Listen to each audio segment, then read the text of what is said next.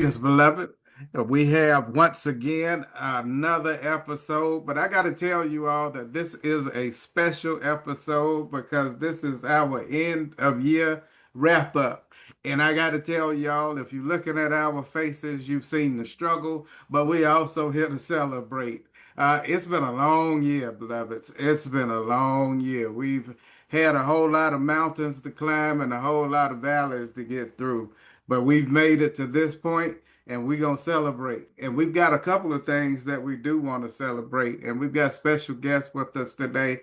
We've got Mareshah Malcom, who will be with us, who will help talk about some of the things that the People's Justice Council has to celebrate, as well as Arm in Arm. And then we've got Wanda Mosley, our special guest, very special guest, and very special friend to us and to the podcast and Black Voters Matter, who will talk about some very exciting news that we have to celebrate and some great opportunities that are happening in Georgia. But they speak to an even larger possibility and opportunity for us to have even greater celebrations later on. So let's just jump on in, y'all. I'll pass it on over to Lindsay to give her greetings, and then we'll pass it over to our guests to give their greetings, and we'll get right on to it in conversation. All right, I love it, Rev. Thank you so much. Lindsay Harper here, National Coordinator of Arm in Arm. Very glad to be here with y'all, to be here with Wanda and Mareshah, and of course you, Rev. Like you said, 2025 has been a long year, lots of transition, lots of change, and a lot of opportunity and wins as well. And so I'm very much excited going into 2026. We come around the corner, y'all. We almost there. So, Wanda, how about you? How about you introduce yourself again to the folks? If you've already been with us before, and so we'd love to have you back again. Yeah, no, thanks for having me. Hi, everybody. My name is Wanda Mosley. I serve as the Deputy Policy Director at Black Voters Matter. I am based in South Fulton, Georgia. So happy to be here with my peeps, my fam, in the struggle, in the fight. It's just a great space, and so I'm happy that you all invited me back. I guess that means I act up too bad last time because Mom said you don't get invited back. I mean, you wasn't acting right.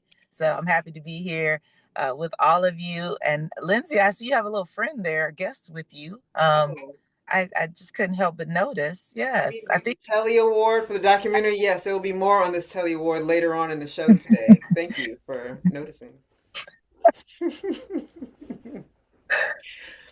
All right, and so Marisha, how about you? Tell us how you are doing. We're so glad to have you with us for your first time on the show. Who Yes. you are?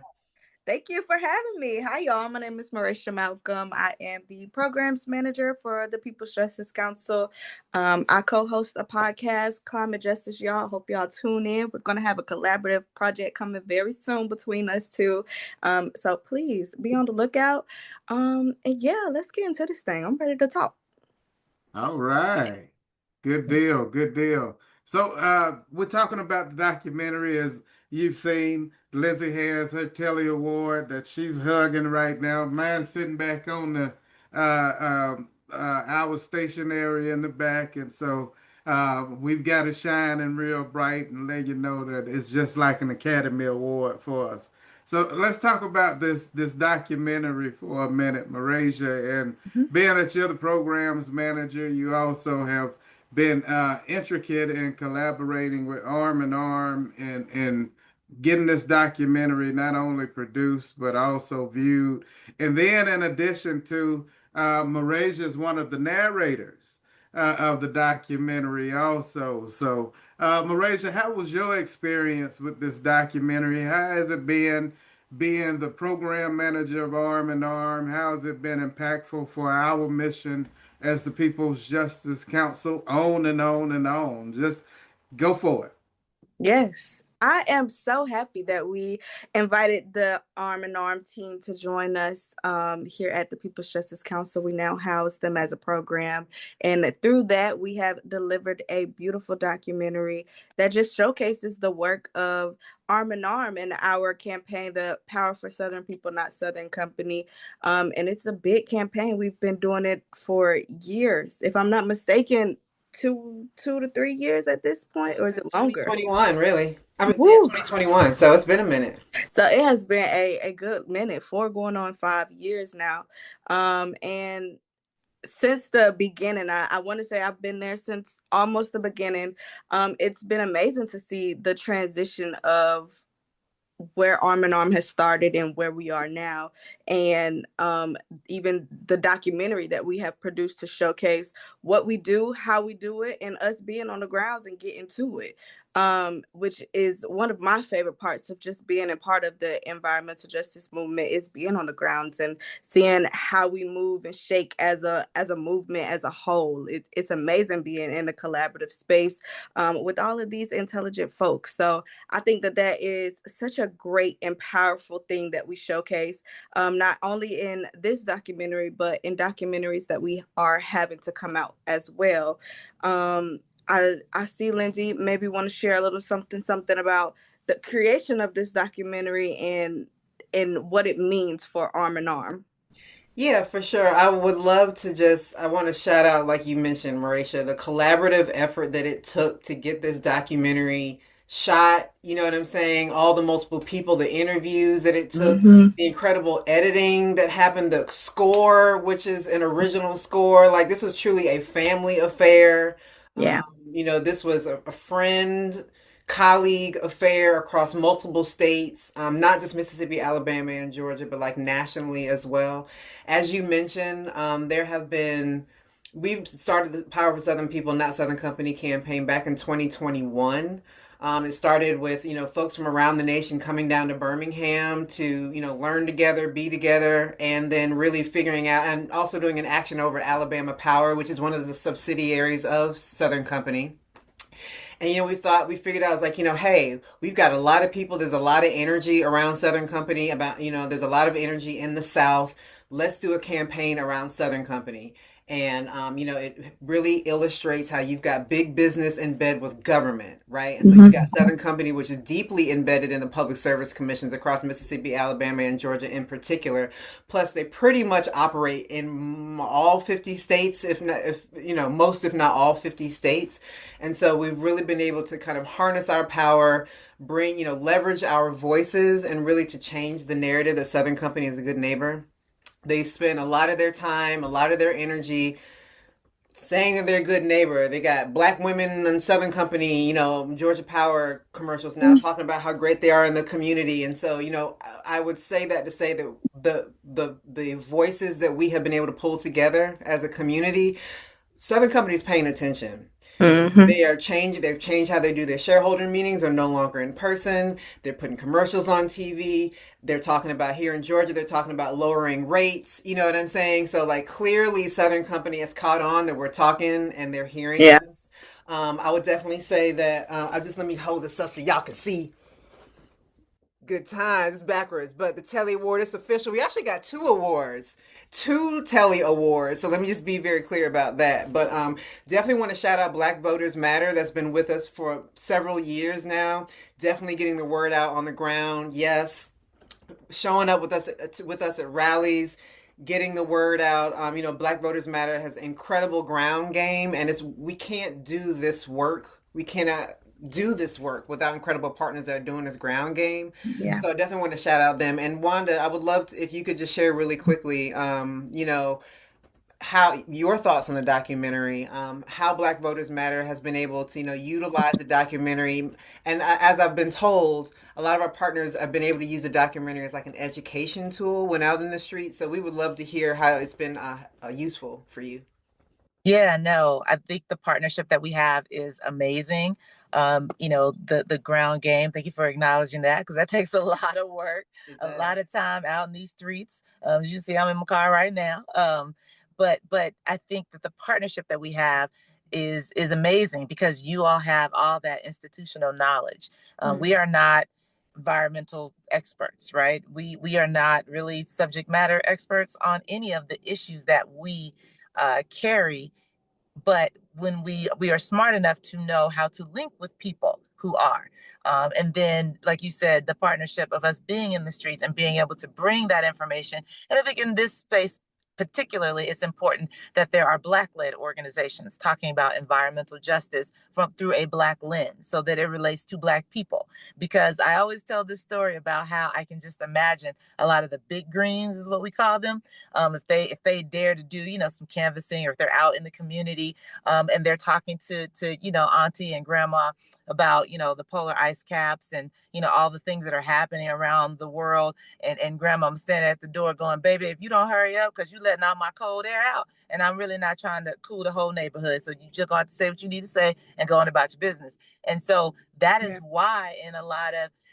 that's why I believe that a lot of our communities are a little bit late to this environmental fight, because the fight has not been brought to us in a meaningful way. Because I was reminded a few weeks ago, after our amazing election results in Georgia, but I think we'll get into that later, that a lot of the Public Service Commission race was always about utility rates. And the PSC candidates are about, yes, I'm going to regulate this and I'm going to do that, when all they had to do was talk about utility bills, light bills. So, way to make something that's fairly simple harder. And so, again, having this documentary as a teaching tool, again, from our perspective, not teaching us about what's happening on the North Pole and the South Pole and other places we don't go or visit, but having it relate directly to us right here in the states where we live, where people will see themselves, their neighbors, and understand how this has come home to us, is so super valuable. So we are grateful to have that in our arsenal. It's amazing, along with the partnership, along with y'all. Yes. So I think this is the perfect moment to thank the organizations, the individual organizations and the universities who've showcased our documentary to umpteen amount of people. We don't even have the exact number of people who've laid eyes on this documentary, but we know that it's over at least 1,000 people who have seen this documentary and been a part of just the movement, just visualizing the movement itself. So we want to thank you all and continue to share, show, and all of the things. And not just that, but also have conversations. Let's have some conversations, and we'd be glad to be and grateful to be invited to those conversations so that we can talk about it. Because at the end of the day, I think all of us are asking the same question: why are my bills so high? And as I've said and will continue to say, when it comes down to the issue of affordability, it's a nonpartisan issue. I know that it's been described as a Democratic hoax, but those of us who know better, because we have to spend and have to consume, uh, those of us who know better know that there's no hoax about that whatsoever. It's very real in our pockets and in our households. And I think that was one of the galvanizing points that made the ground game for Georgia so strong. And at the forefront of that was Black Voters Matter. And at the lead and at the helm, at one of the helms, if not the helm, and that was none other than Wanda Mosley. Wanda, I would love to hear you just brag a little bit about and let me be very clear. When it comes down to PJC, when it comes down to Arm in Arm, we follow the model of Black Voters Matter ground game, and the way that you all uh, approach issues when it comes down to it. It's not the vote that matters, it's the voter that matters. And that's what we when it comes down to People's Justice Council, our aim is to save the people. And if we save the people, we'll save the planet. But Wanda, I would love to hear your experience, if you will, in this momentous victory that we've seen in Georgia. Yeah, so let me just start by just co-signing everything that you just said. Just Ashe just gives me all the chills when I hear folks speak that same language, that none of this is about voting. It's about us. It's about people. It's about our humanity. It's about our ability to live in this world and the quality of life. And so, the Black Voters Matter team in Georgia, I will also say, is headed up by Melanie Calhoun. Dr. Calhoun is our senior state manager, and she reports to Fanika Miller, who is one of our national field directors. And it is just a mighty force. It is a mighty force. And so I think, the work around the Public Service Commission for us, began in 2019, when folks in other parts of the state outside of the metro were telling me our utility bills are high, our utility bills are high. And I never thought that I would utter these words, but I do. There is a certain privilege for having Georgia Power as your utility provider. In that, come on, I know I'm about to what bring. now? Okay, please. Yeah, no, I'm about to bring it on home. Okay. Because in a lot of rural areas where they are, MEAG and other, who don't have Georgia Power, they have awful policies that don't afford them the ability to make a payment plan. They don't have policies where there are discounted rates for seniors, and so those are things that we have, all the Georgia Power folks. Those, there's a tiny smidge of privilege there, because I witnessed, and this is the thing that pulled me into this work, 10 toes down, is knowing and hearing and learning about the story about a sister down in Albany who had three beautiful little foster children, that she cared for, the only mother these three siblings ever knew. But because she got behind on her utility bill and her lights were turned off, those babies were taken from her and put back into the foster care system.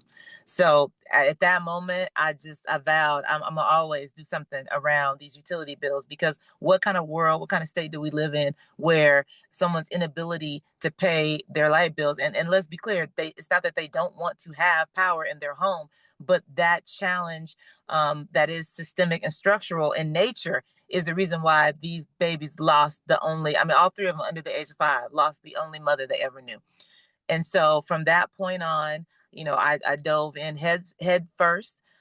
Quickly learned that this problem was really a combination of things. It's, like I said, bad policy. It's also climate change, and that's the thing that misses Black folks oftentimes, because we're trying to survive. We understand that weather is different, but again, if I'm working 2 shifts, right, and I'm trying to raise these babies, and I'm trying to also maybe care for my mama, my auntie, an elder, we don't necessarily have the luxury of time to worry about things outside of just survival. And so that's what all of this stuff means. That's what all of this work means and what it leads to. It's not just about Southern Company or Georgia Power being bad neighbors and partners, which they are, let's be clear. But it's all of these things that intersect and cross. And at the end of the day, we're all wanting a better life for our people. And so when the team is out in the state, when they're in the field, they come into communities, first of all, knowing that we have people on the ground. We don't just show up someplace where we've never been or weren't invited. We squad up with the local folks. We talk to them. We understand, assess their needs. And we also don't come, I don't know if y'all ever heard this expression, we don't come arms swinging, right? You know how somebody come to your house for a cookout and their arms just swinging, means they bring nothing. So we don't come arms swinging. We're coming with the water filters, the LED light bulbs. We're coming with information, education, but actual things that people need, a tangible thing that is going to help them in their quest to just survive these doggone utility bills, right? So that is how we engage. That is how we move in community with people, understanding their humanity, understanding that we're not just showing up because we're trying to get them to vote a certain way, trying to help them understand that there is power in their votes, and also understand we will pivot in a heartbeat when that climate change comes to your community. Because I can remember last year during Helene, loading up a U-Haul with four generators and 60 bags of ice to drive to Augusta because they didn't have no power. And I remember the young man at QT said, "Is this ice gonna make it? Is it gonna?" I said, "I don't know, brother. We about to find out. Go and close that door because I got to get on the road. Let's do it." So yeah, all the things, all the holistic approaches to how we show up, how we work with our community, and how we are with our people and our partners such as y'all. And Wanda, all of those efforts led to again a momentous victory that Yeah. happened in Georgia. And Black Voters Matter was on the front line to help turn out those votes. How was that for you? Yeah. So again, if you are consistently in community, talking with folks, hearing from folks what the issues are, when it comes time for an election and a vote, we are a trusted resource. They know that we're not trying to get them to vote a certain way for a certain party or a certain color or any of those things. We are voting for what's best for our community as a collective, for our people. And so, yes, when it's time, for us to slide in that nonpartisan space and just provide people with information about the upcoming elections, our folks know what to do. We don't have to tell them. We don't have to tell them. But yes, we saw a great turnout. This is the quote unquote off year, although for us, there are no off years, right? But for the nonprofit, industrial complex, this is an off year. But we saw amazing turnout. We saw tremendous results from every part of the state. The results are what the people wanted and what the people need to mitigate and lessen the harm of these utility bills. Because let's be clear, utility bills are keeping our people in poverty, period. People have to work extra shifts. People have to work overtime, maybe even another job, just to keep up on these utility bills. And I cannot stress enough that if they are in a part of the state that has bad policy, if they miss or they are a week late, that could lead to them not having utilities, not having lights, not being able to cook, refrigerate your food. That should be criminal.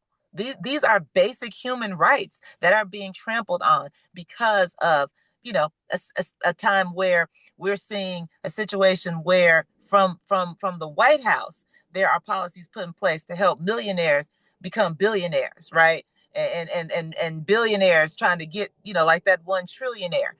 Policies that are not for people, but Right. policies that are for profit for people who are already rich. So this vote sent a loud message that people are frustrated, people are mad, and if you are not here to help provide relief for people in community, you ain't getting a vote. You got to earn these votes. So Yeah, yes, it was a historical win. This is the first time we have. I couldn't even believe this, but it's true. The first time in Georgia that we've elected a Black woman to a statewide office, and that is long overdue. When you think about all the work that Black women have put in, it's long overdue, long over time. But here we are. that's awesome. I mean, just so awesome. And Lindsay, you. yeah, I just wanted to say that, data centers and the energy that they pull and the water that they use and the noise that they generate.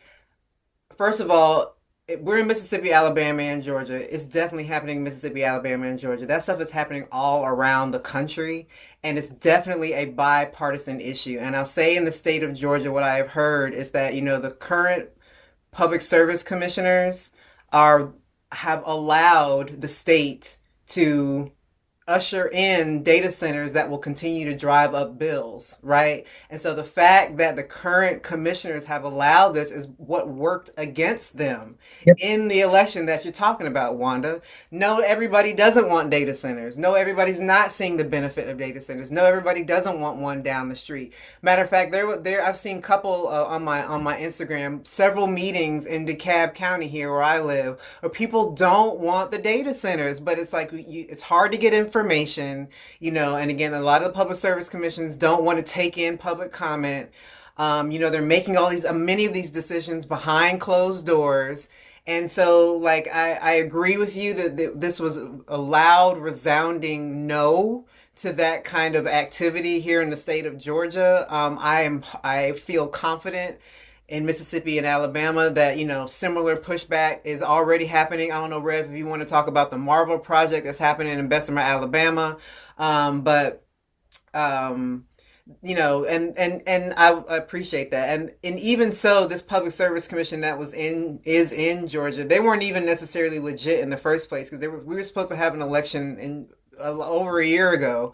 And so they've been making decisions about these data centers as illegitimate public service commissioners, right? And so it's like there's been a lot of dirty activity that's been happening. And so, they're still trying to make decisions before the new public service commissioners that just got voted in coming in. The public service commissions have had too much power for too long, and they've had too much influence, and they've been jacking up bills, and they don't want to tell anybody everything, and the people are tired of it. And so I'm very glad to see the work that's been happening. Black Voters Matter, Georgia Conservation Voters, pro Georgia, Georgia One. There are a lot of organizations that have been working on building the civic engagement muscles, I'll say, in Georgia for a lot of years. And so it was a win this year to have two new public service commissioners get voted in here in Georgia. Change is needed and change is on the way. And so the writing is on the wall. So. And let me say this.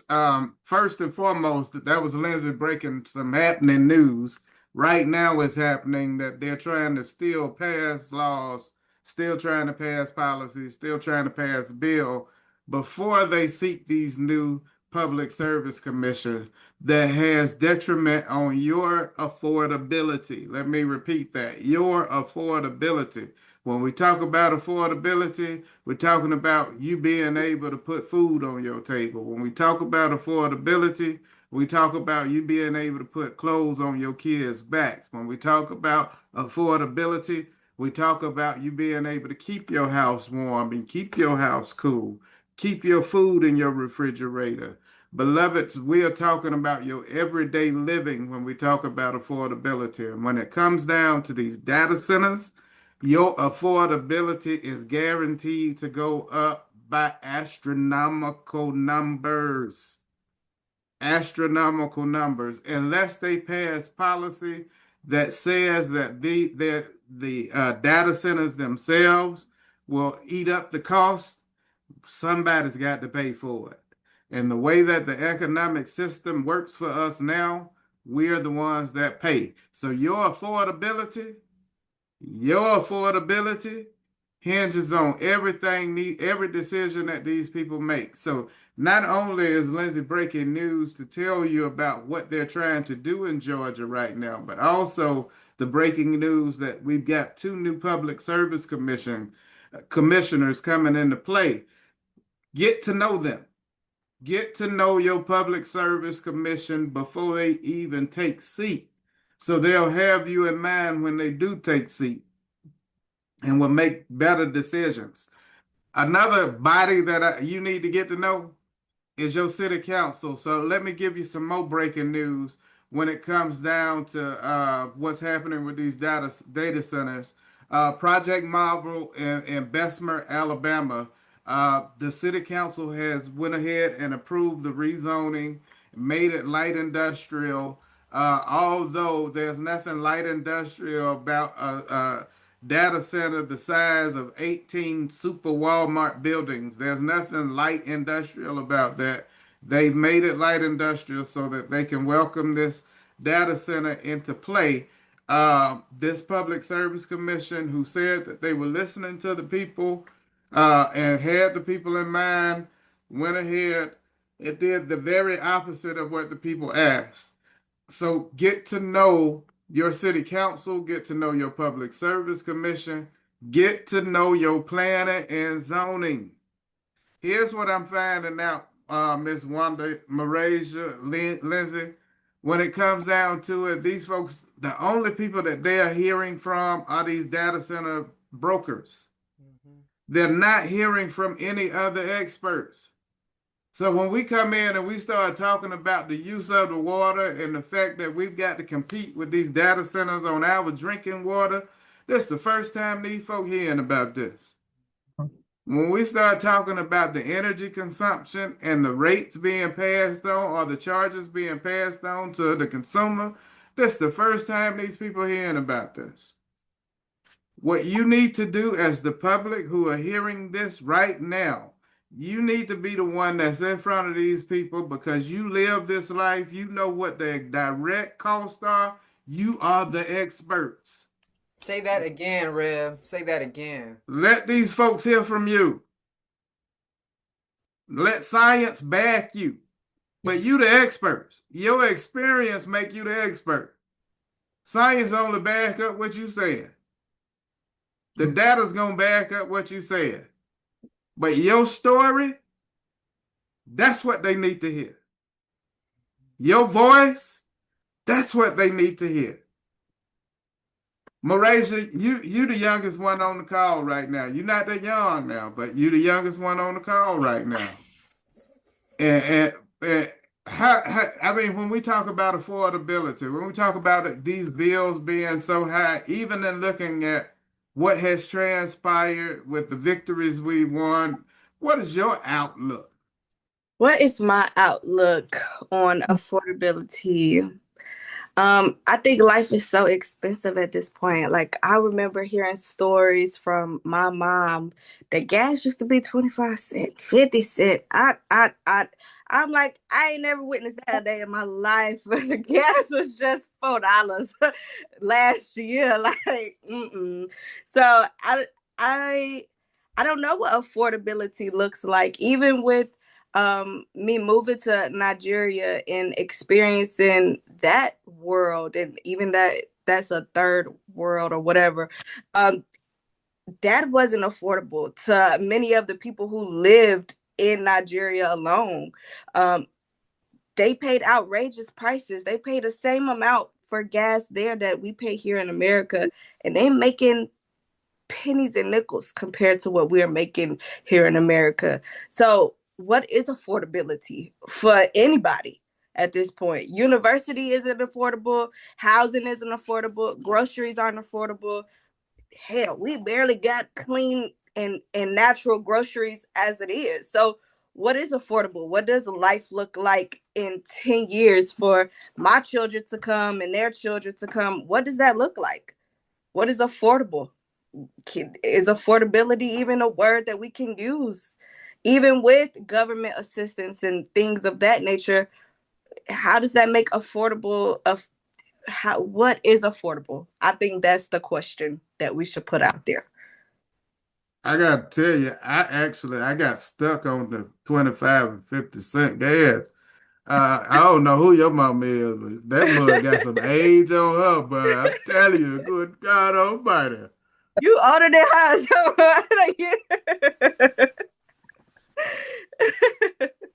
Well, I hope I'm not dating myself, but I do remember when I moved to Atlanta from Texas, I do recall seeing gas this one time at 67 cents. When I tell you I busted that U-turn so quick, I know you now I was did. like, I got a gas can in here. What else can I put out there? Because this is crazy. It was way up in Gwinnett County. I was like, wow.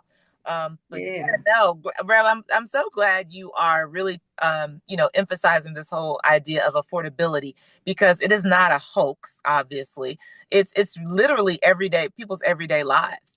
And again, this is a dangerous time, I think, in this country where millionaires and billionaires are getting tax breaks that everyday people are not receiving, where we have policy coming from the very top of the government that is putting things that where they're putting things in place to help these people get richer, but there is nothing happening for everyday working class people. It is very, very scary. People are saying, it may trigger another revolution. I don't know, but people are that mad, people are that frustrated, and people are that scared.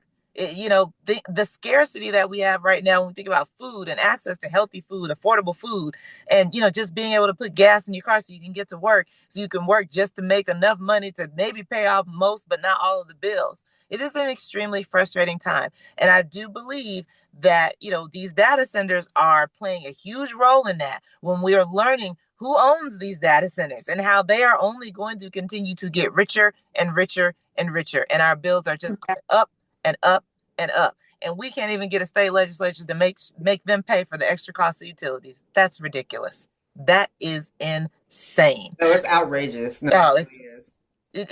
it is. It's crazy.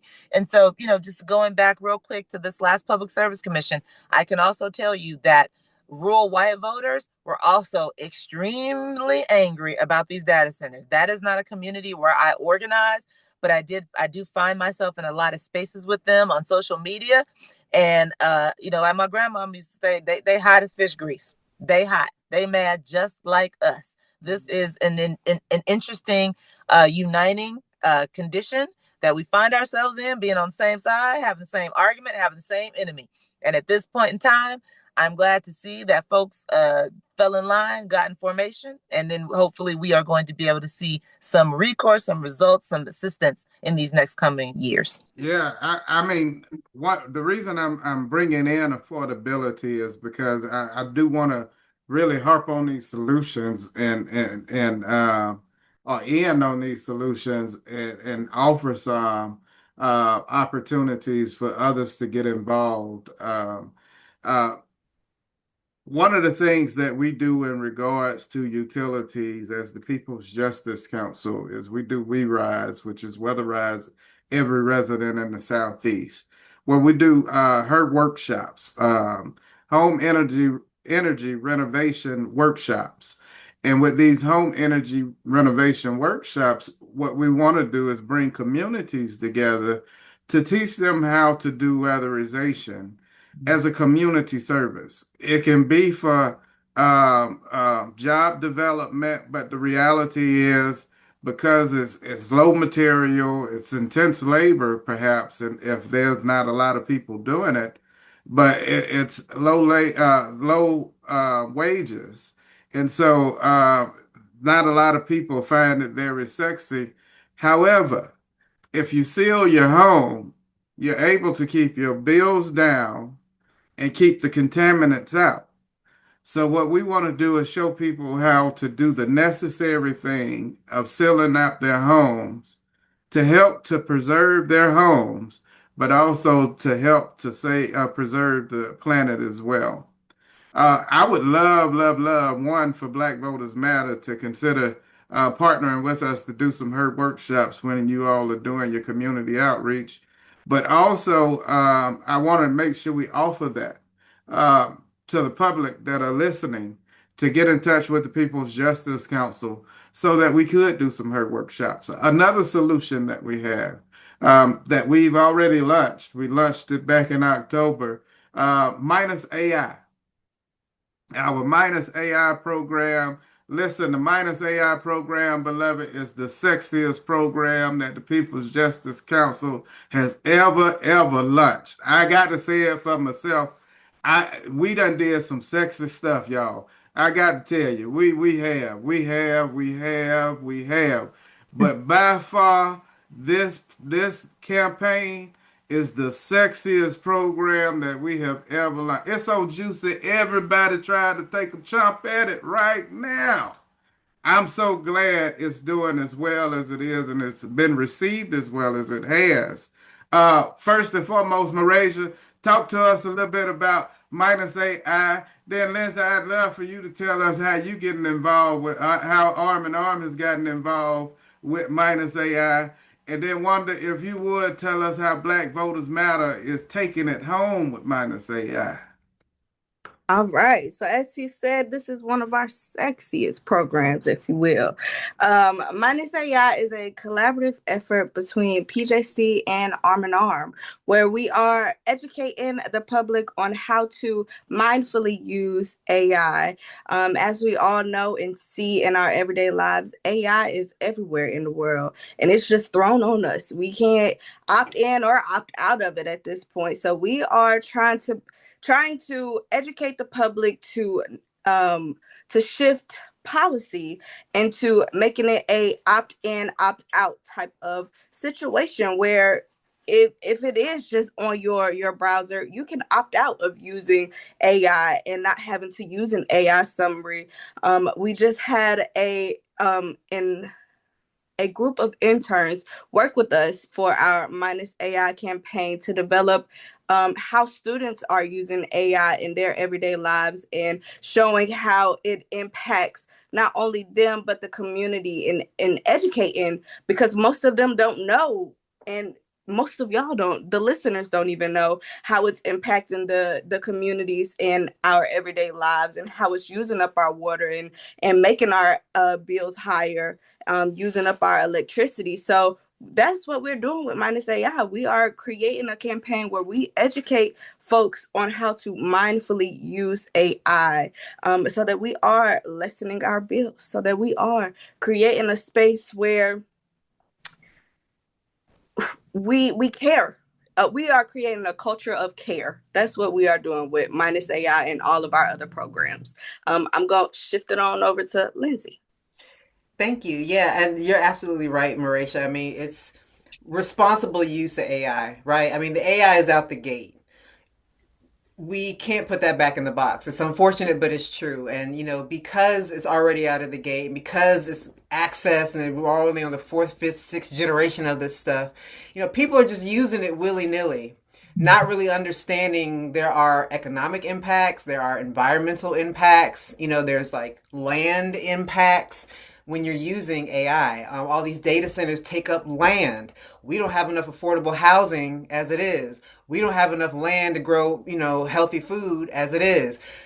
AI uses up water. We don't have enough clean water as it is, and it's like if water is our most precious resource, why are we, using data centers that's going to drink up all the water? And I'm going to throw in nuclear energy, which people swear is going to be able to power everything, which is dirtying up the water too. It's like, okay, well, people need to drink water.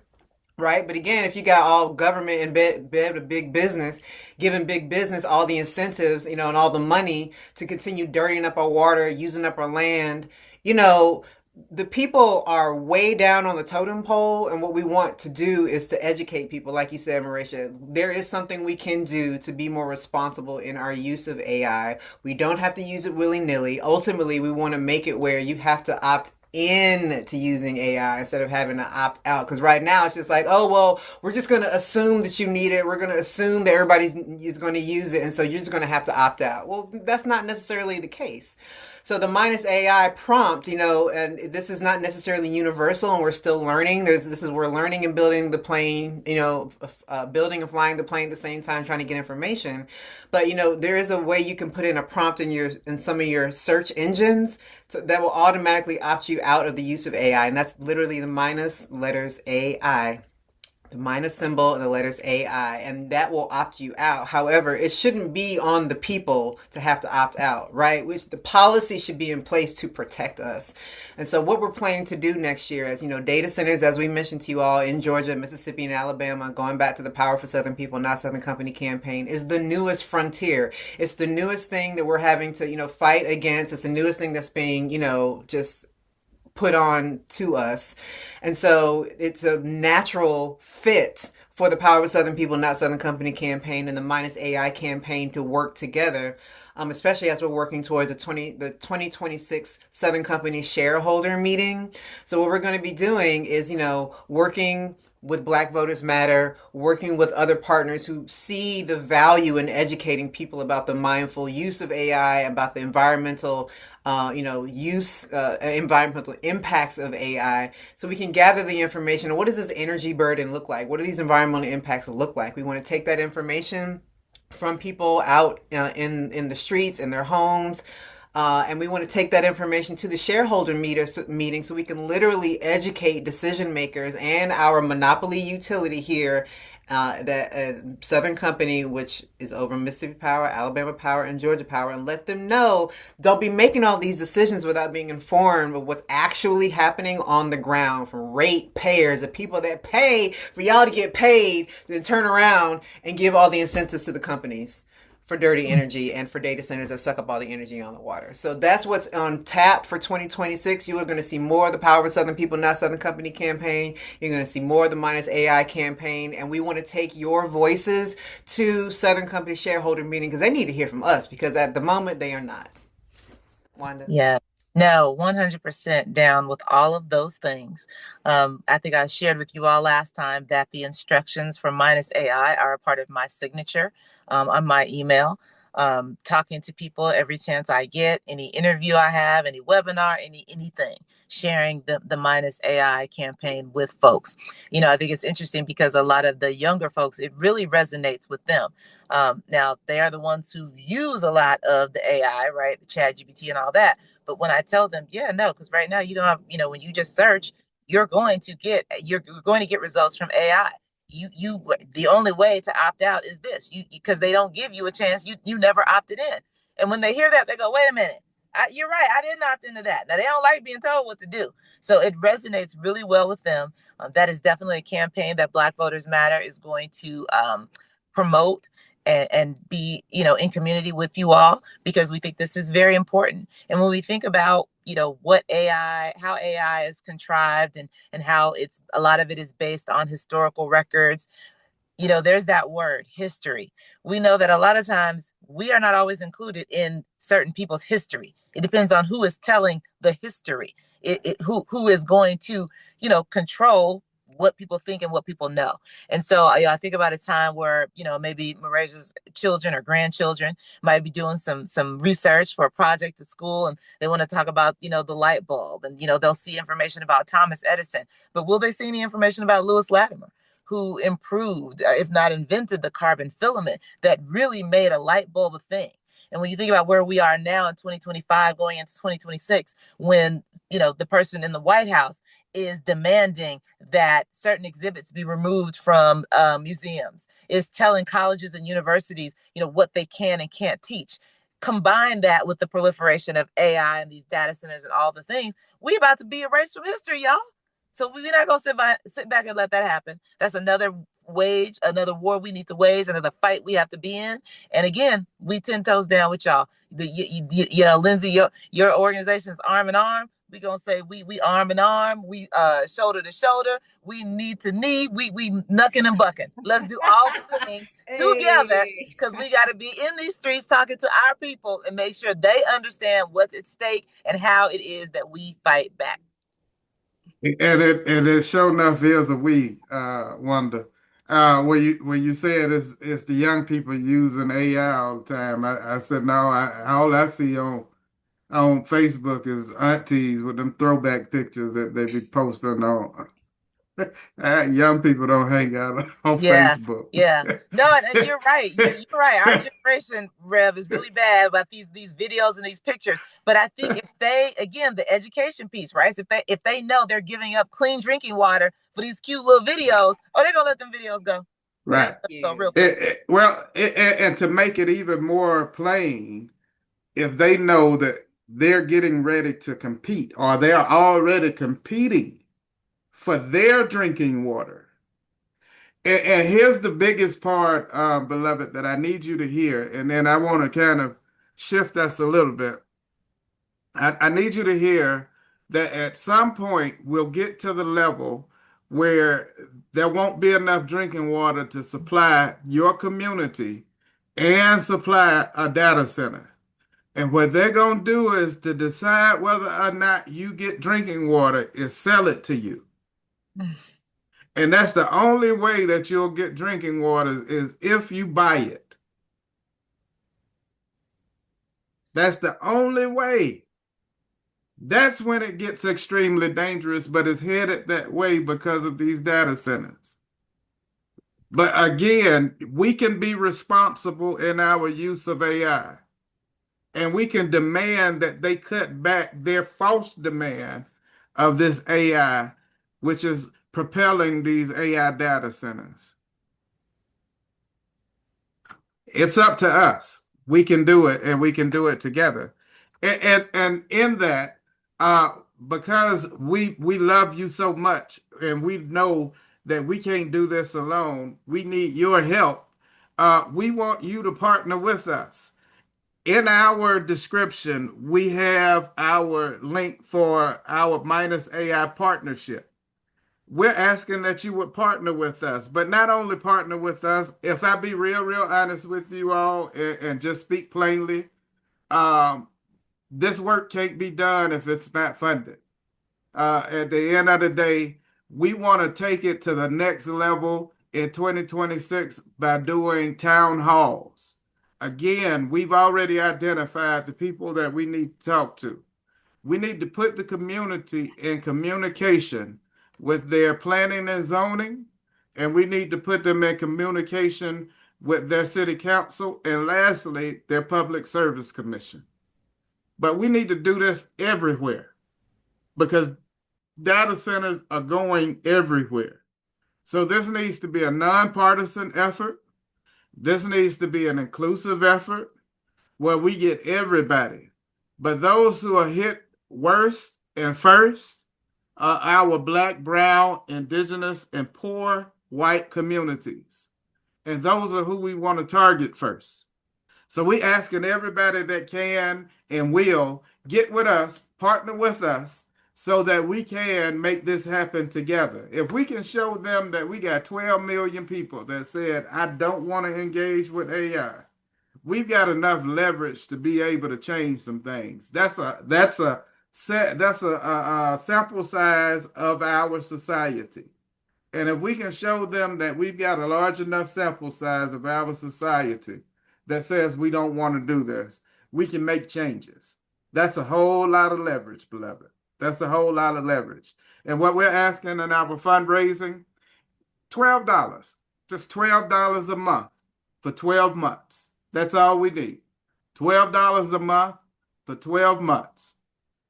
If you would give us $12 a month for 12 months and we get enough of those, we get 12 million people giving us $12 a month for 12 months. We don't have to just keep this thing national. We can take it global.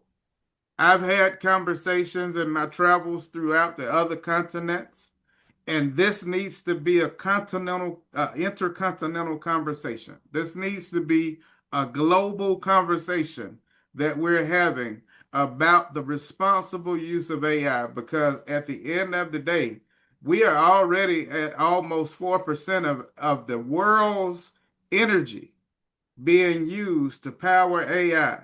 And they're talking about they underestimate it by 40%.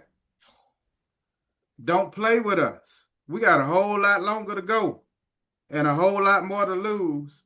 We need to band together. All those who care about affordability. Affordability is not just economical, it's environmental, it's ecumenical, meaning community. It covers it all. We cannot afford data centers and AI to continue to expand. We cannot afford to have people in office making decisions for us who care more about profit than they do about the planet or people. And so not only do we need to get you out to vote, but we need you in the streets or in the communities having these conversations with us. Listen, I feel like I done said too much. I got on my soapbox and preached for a minute. I'm gonna pass it to you, and then you can pass it to our guest to take us on out of here, baby. Okay, I think you said it, Rev. I mean, we have a lot of work to do. We also have a lot of friends and family to work with.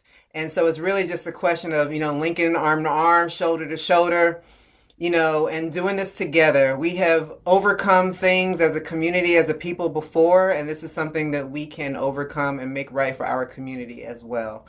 And so I am looking forward to working, continuing to work with PJC now that Arm in Arm is under PJC. I'm super excited about continuing work with Black Voters Matter. And I'm excited to be working with young folks like Miss Mareshah over there. So I'm going to pass it to you so you can tell the folks what you want to tell them as we leave too. Yes, y'all. If y'all are interested in anything that the People's Justice Council gets done, does, partners with, anything, collaborate, come, just reach out to us. You can reach out to us at info at the People's Justice Council. You can reach out to me directly, Mareshah, Mareshah, at the People's Justice Council. Get at us. We are here live and active. And I thoroughly enjoyed this podcast episode with y'all. I'm so happy for having me. I am so happy that y'all had me. Oh my gosh. I'm going to pass it over to Wanda. Yes, no, this was a fun as always. We get to spit a little fire. We get to show some love. We get to talk about how it is that we're doing this work together. So this is just an extension of the partnership that we are deep into right now with all of these fights, fighting in the streets, fighting for our people, fighting with our people, and at the same time helping our people along the way become more educated, bringing them into the battle with us. So yeah, linking arm in arm, shoulder to shoulder, knucking and bucking. That's what we doing. That's how we save ourselves. I like that knucking and bucking. Hey, y'all.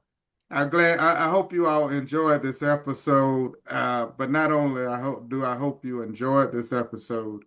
I also hope that you've heard some things that you'll be able to take back and put into your tool chest, so you'll be able to use again And then lastly, I hope that you'll take advantage of the opportunities that we've given you and be able to partner with us, partner with Black Voters Matter, but not just partner with us in action. We need you to partner with us in funding as well. So feel free to give all you can, because we can take all you give. Hey, as always, I offer to you love, peace, and light.